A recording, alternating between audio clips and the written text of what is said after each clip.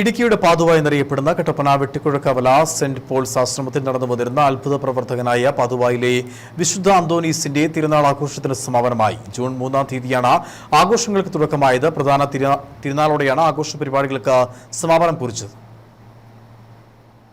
ഇടുക്കിയുടെ പാതുവ എന്നറിയപ്പെടുന്ന Kattappana വെട്ടിക്കുഴക്കവല saint Paul's ആശ്രമ ദേവാലയത്തിൽ അത്ഭുത പ്രവർത്തകനായ വിശുദ്ധ അന്തോനീസിന്റെ തിരുനാൾ ആഘോഷവും നൊവേനയും ഈ മാസം 3-ാം തീയതി മുതലാണ് തുടക്കമായത്.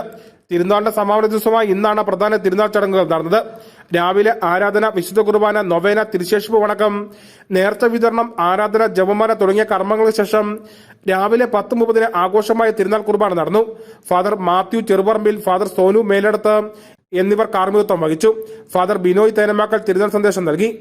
നാവിന്റെ വിശുദ്ധി പാലിക്കാൻ, ദൈവത്തെ പ്രഘോഷിക്കാൻ, ദൈവത്തിന് സ്തുതി പാടാൻ നമ്മെ നിരന്തരം ഓർമ്മപ്പെടുത്തുന്നുണ്ട് വിശുദ്ധ അന്തോനീസിന്റെ അഴുകാത്ത നാവ്.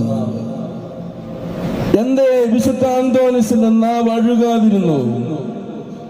ദൈവത്തിന് സ്തുതി പാടി, ദൈവത്തെ മഹത്വപ്പെടുത്തി, ദൈവത്തിന്റെ വചനം പ്രഘോഷിക്കാൻ ഏത് സാഹചര്യവും ഉപയോഗിച്ച് നന്മ നിറഞ്ഞ നാവ്. തുടർന്ന് ലതിഞ്ഞ പ്രദക്ഷിണം, ഊട്ടുനേർച്ച എന്നിവ നടന്നു.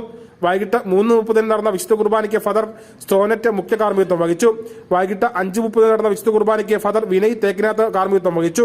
7 മണിക്ക് നടന്ന വിശുദ്ധ കുർബാനയ്ക്ക് ഫാദർ പ്രതീഷ് കാരിക്കുന്നൽ മുഖ്യ കാർമ്മികനായിരുന്നു. തിരുനാൾ ആഘോഷത്തിന്റെ വിവിധ ദിവസങ്ങളിൽ പ്രത്യേക നിയോഗങ്ങൾ വെച്ചാണ് തിരുനാൾ കർമ്മങ്ങൾ നടന്നത്.